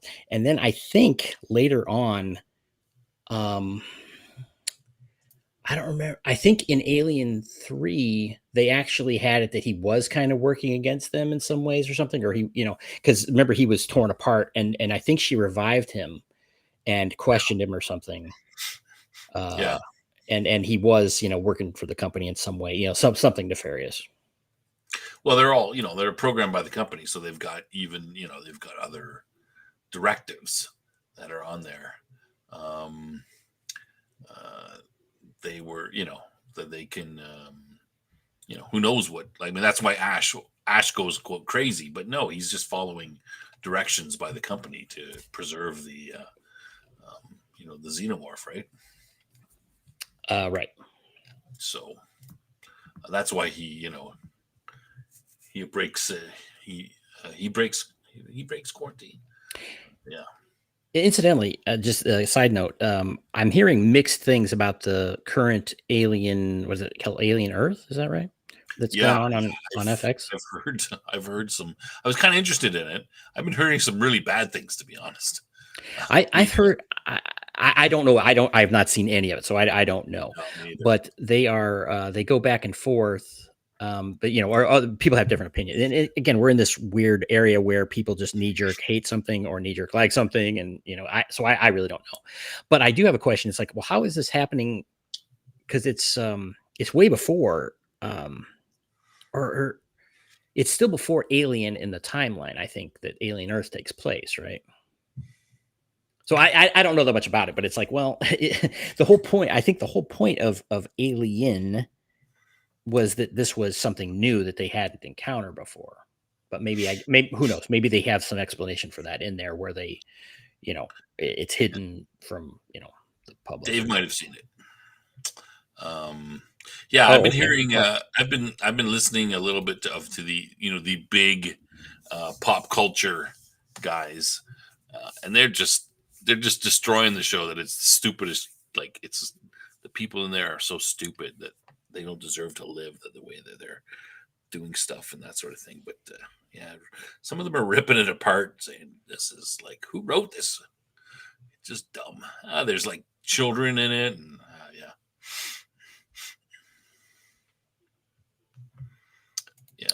Okay, Michael. Yeah, he does show up at the end, right? Is that Alien 3 where he shows up? The other Bishop? Yeah, okay. She does. Because that's when, Ripley decides to jump into the hot lava, molten metal. No. That's not Alien 3. That's the one out. That's Alien Resurrection, isn't it? No, that's Alien 3. No, Alien 3 is the one with the prison planet. They crash on the prison planet. Ripley has the queen inside her, jumps off the thing into the molten and Oh, okay, His okay, page okay. number, she pulls it back in and dies in the molten metal. And Bishop's like, hey, Bishop. There's a Bishop model there saying, "Hey, Ripley." Okay, remind me. Was there something where there was a human though that was Bishop, or basically looked like Bishop, or the synthetics were based on him, or was that in yet another movie? Yeah, Snob's correct on the Alien 3 thing. That might have been. Was that because? That because the guy who was looking like Bishop was not Bishop, but he was the guy that was based on? I don't remember. I don't remember where that came from. If it was Alien 3 or something else, but well, it's been used in various okay, Star Alien versus. Trek uses it with Data. Okay, right? Dave says Alien versus Predator. Okay, where he looks like Alien 4 is not Ripley. Yes, that's well, that's the hybrid of Ripley plus the Queen or something, right?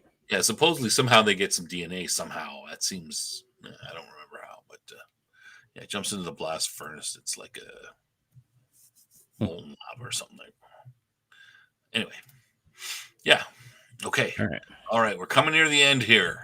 All right. I'm not going to get everything that everybody mentions, but and last but not least, of course, the Laurel and Hardy of Star Wars. You got C-3PO and R2-D2. Yeah, they are probably the most iconic of the robots. All right. Well, what can you tell you about these guys, Cam? Have you ever seen these guys before? Yeah, a few times. They're the odd couple, or the like I said, the Laurel and Hardy. And R2-D2 is what type of? Do you know what type of droid he is? They call him droid. He's an astromech. Astromech. And what about the other Golding-looking guy? What's his name? Well, C-3PO. I mean, obviously, I already said that. What is his? What do they? Well, he's a translator, but that's not the exact protocol term. droid. Protocol droid, right? Yep. Yeah, protocol droid. I don't know if. I put these guys together. I was like, yeah, we'll just finish off with that. That's pretty. This. What can we say about these guys? I think everyone. I doubt if there's anybody in the chat. Well, interestingly enough, know these guys. C-3PO describes himself as being human cyborg relations, right? In A New Hope. Yeah, protocol droid. Yeah. So is he describing himself as a cyborg? Human cyborg relations. Because who's the cyborg then? I mean, if he's the go between humans and cyborgs, then who are the cyborgs? Yeah. There's not really cyborgs in the Star Wars universe. Not well, Vader's a cyborg, I guess you could say. What's that? You could argue that Vader. Yeah, Vader. Yeah, that's. I mean, yeah, but they're not in the sense that we. Well, I mean, unless there's some alien race that hasn't seen in the inner core or something like that. Okay, so cyborg to me generally means a robotic body and a human brain. No. What? Okay, what does it mean? You're just saying. For me, a cyborg would be any mix of some part of the the biological would be replaced with a robotic piece, and that could be up to anything, replacing everything but the brain, or it could be just some small pieces afterwards. There'd be degrees of it, but a cyborg, yeah, that would be the most, the most extreme, where it's just human brain and riding around in a robot body.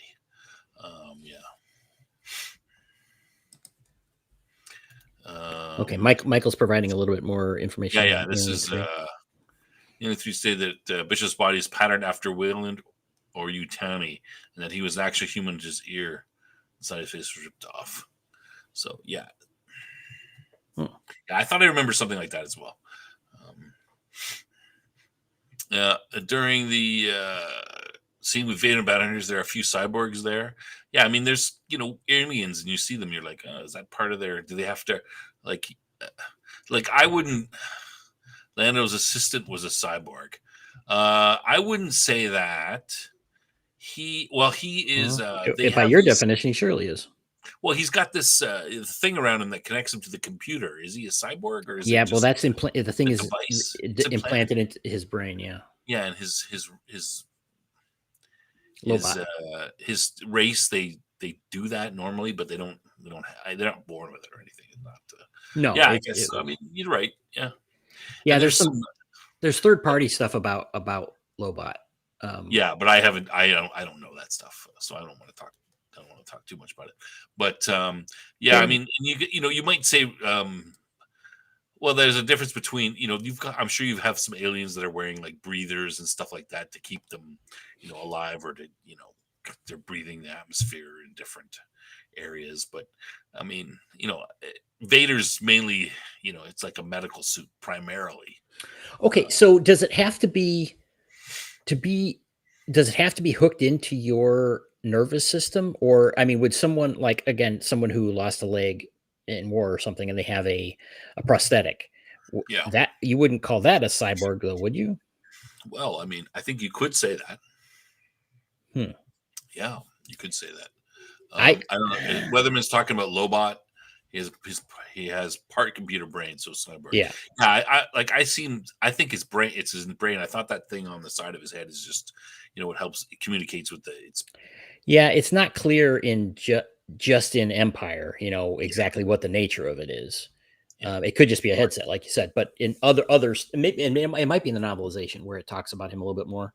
I Yeah, don't remember. I would say that, from the movie, I would guess that, he's able to communicate with the computer, better than normally, and probably through, not by talking, but through code or some Mhm. programs or Well, we something. do see that Yeah, he's gets signals and things from Lando without yeah, verbalizing it. So it is communicating yeah, with him. kind of transhuman stuff. Yeah, Yeah. Well, James. Mr. Milkto says there, $6 Million Man was a cyborg.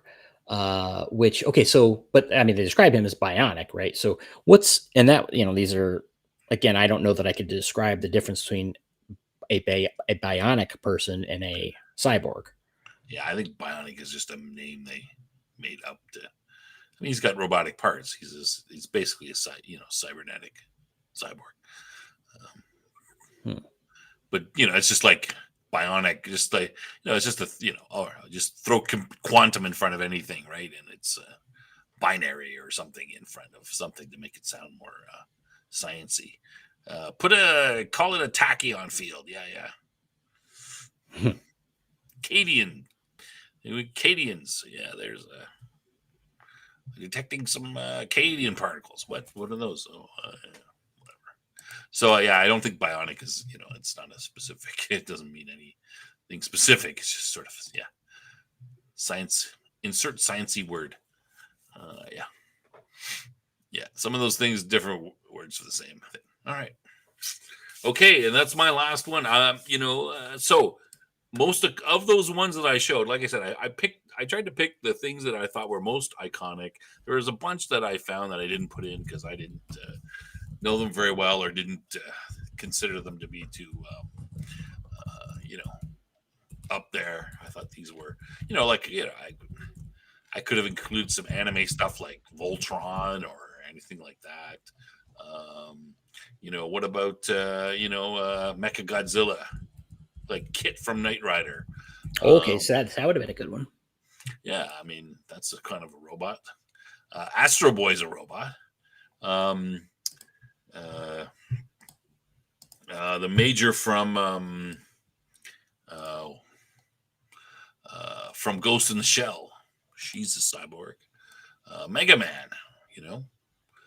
There's lots of other. Yeah. So okay, wait a minute. Cyborg's when the part is inseparable from the host. So of those that we've seen, is it what would people think that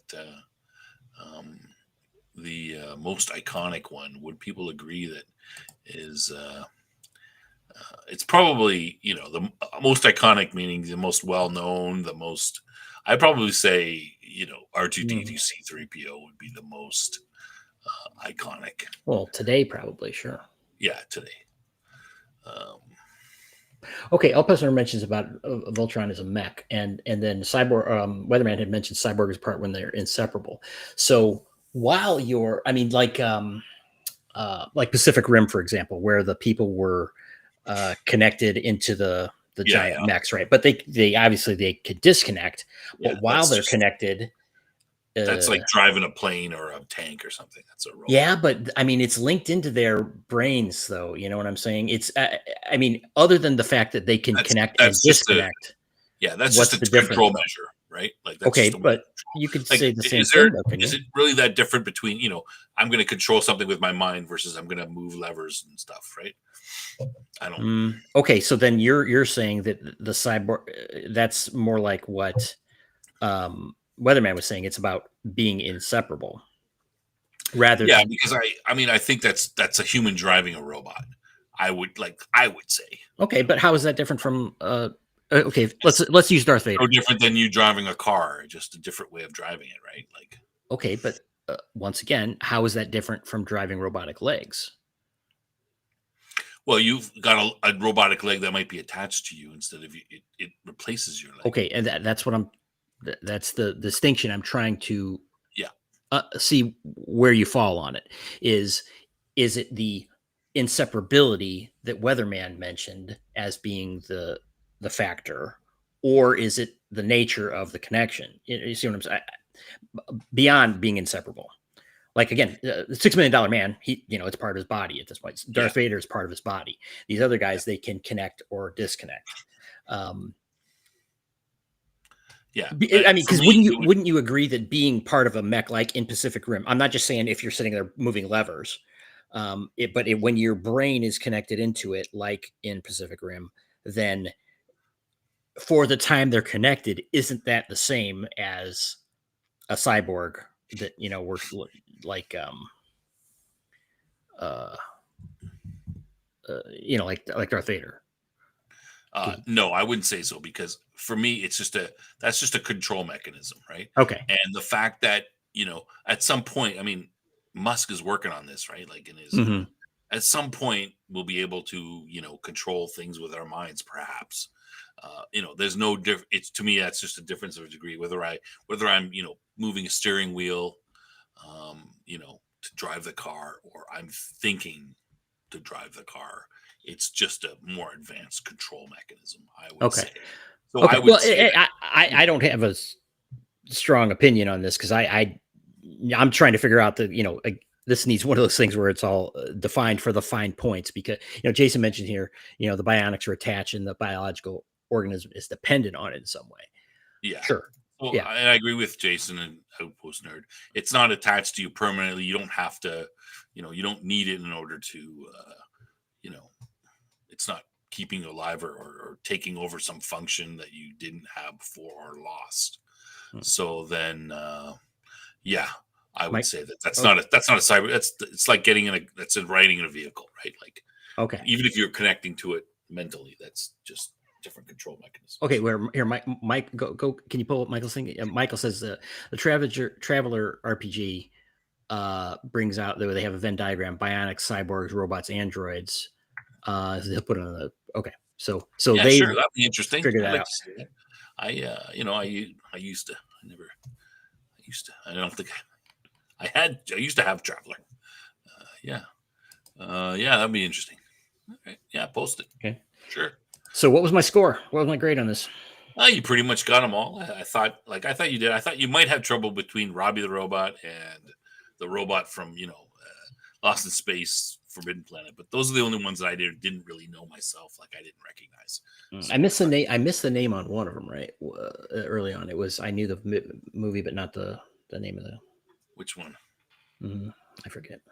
I don't think so. It's pretty good. I mean, and then I knew Johnny Five, but I didn't know I forgot the name of the movie. Yeah, short circuit, but yeah, it wasn't. I mean, it was kind of I don't know if it was iconic when we were growing up, but it was there, but it wasn't as big as all these other ones. Yeah. So, I mean, of those, what would you say? You'd say probably, R2D2, C3PO, or the most iconic. Data, Terminator, Schwarzenegger. Those would kind of be the top ones, and then everything else going down from there. Perhaps, I don't know.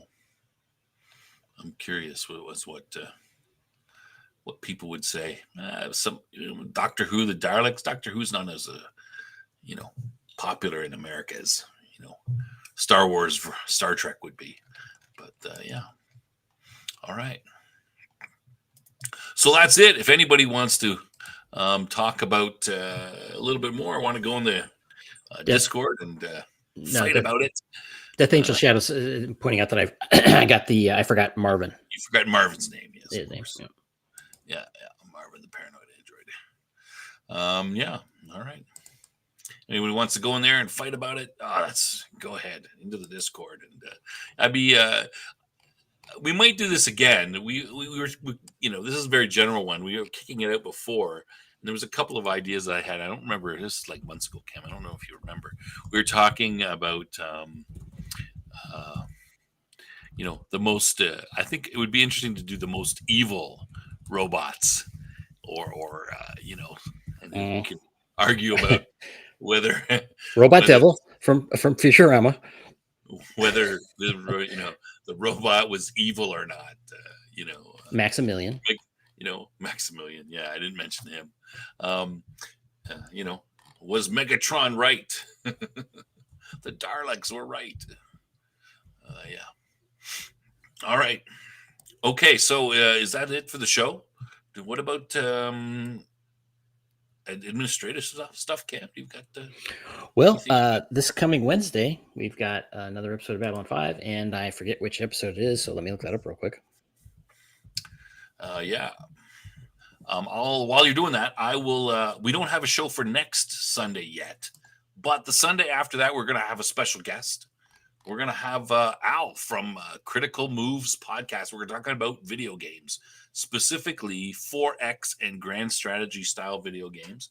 I want to do a little more cross stuff with other people in the science fiction stuff. So we're going to talk about science fiction games, and he's a pretty good guy. I watched some of his stuff on his channel, and it's I think it's pretty good. So we're going to give that a try and see how that works out. He's in England, so he's going to be getting up real early in the morning to come on the show. Okay. Poor guy. Like 4 a.m. or something, but he says he'll do it. He's done it before. So he's happy to do it. So, okay. Yeah, that's the 14th. So that's what's going to be for the show. And then after that, I think Cam, we have to do it'll be movie night coming up, right? So this movie night we're doing we're going back into the sort of the fantasy. And we've got two options. You guys got to go into Discord and vote. Do you want to do Reign of Fire or Dragon Slayer? I think we have one vote on the show. Anyway, it's in the Toplofty Lounge. You can go take a look. Vote. It's got one vote. So if that.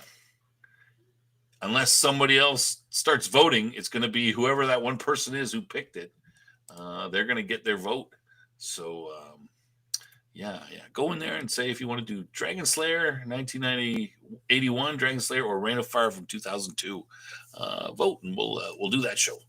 And then the week before we'll announce which one. If no one else votes, I'm just going to pick whatever. Yeah. Oh, hey, I'll just jumped in there at the end. General Grievous. No, come on. We can't do everything. The show will be a million years. We're already hitting the 2-hour mark. Real quick. It's on Wednesday. We'll be talking about episode 12 of season 2 of Babylon 5, Acts of Sacrifice.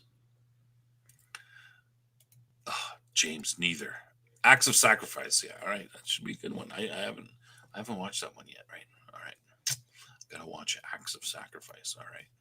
Maybe I'll watch tonight if I'm bored. Yeah. Okay. Dragon Slayer is the way to go. Yeah. I mean, I think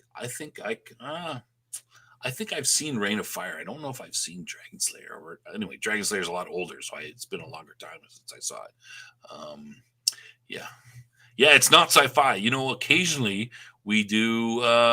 We go into Cam's fantasy land. and do a little bit of fantasy like Tolkien. And so we're going to go off the beaten path a little bit. We're going to do one, and every so often, just to mix it up. Yeah. But yeah, I'm going to give that a try. Okay. Is that it for the show? Did I forget anything? No comment. No, nothing. Okay. Oh wait, no, I did forget. Those of you we didn't have a lot of viewers last week, but those of you who watched the show last week, note that I forgot the joke. Yeah. And I completely forgot about it. It just even slipped my mind. And of course, Cam was more than happy that we didn't have a joke last. I felt it was a personal victory. Yes, and he was rubbing my face in it all week. Well, at least a little bit of the week. So yeah, so that means we have to have twice the amount of jokes this week. And I went through and I made sure they were extra bad to torture Cam more. So how many jokes do we normally have, Cam? Usually 2 or 3. 2 or 3. So we have to have twice that number. Let me see. 1, 2, 3, 4, 5, 6, 7, 8, 9, 10, 11. All right. Wow, that's a lot.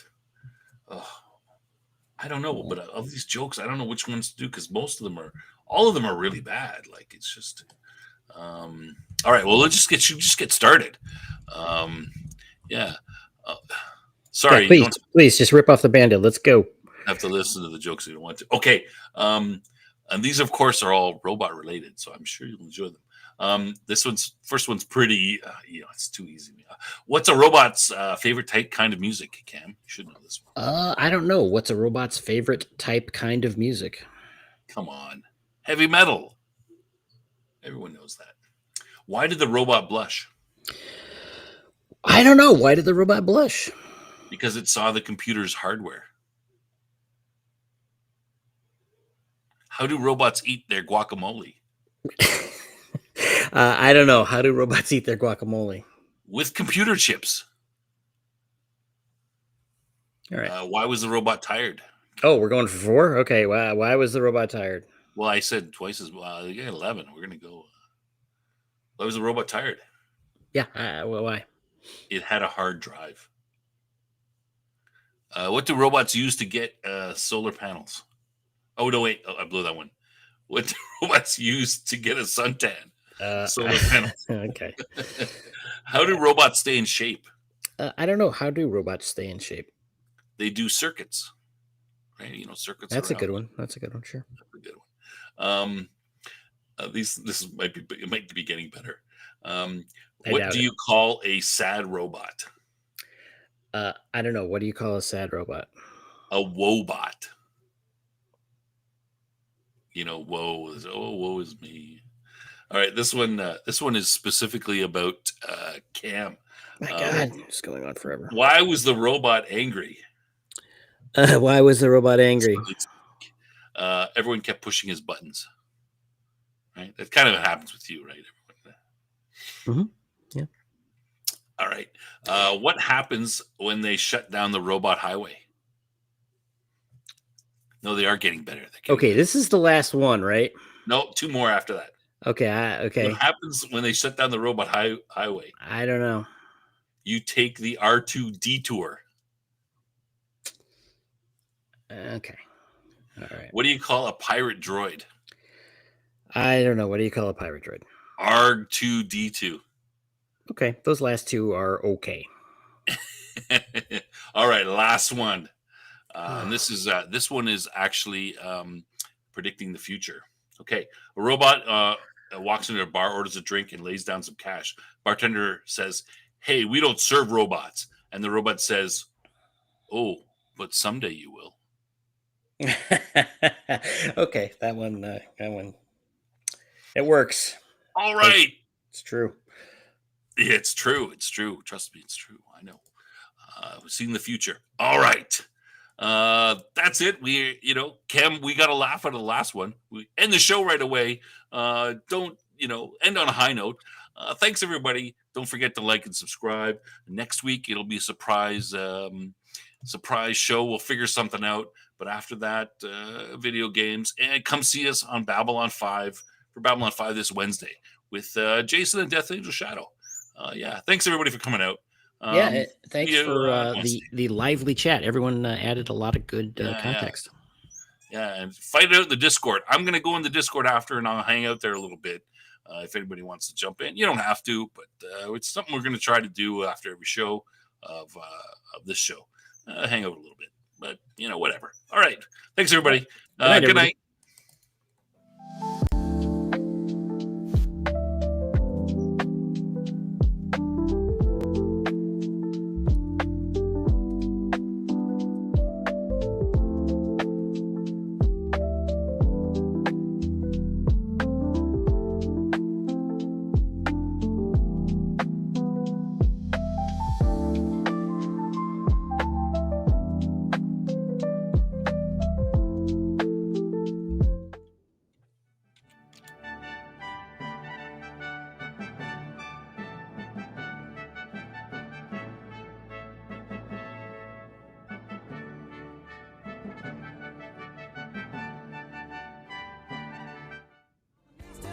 People say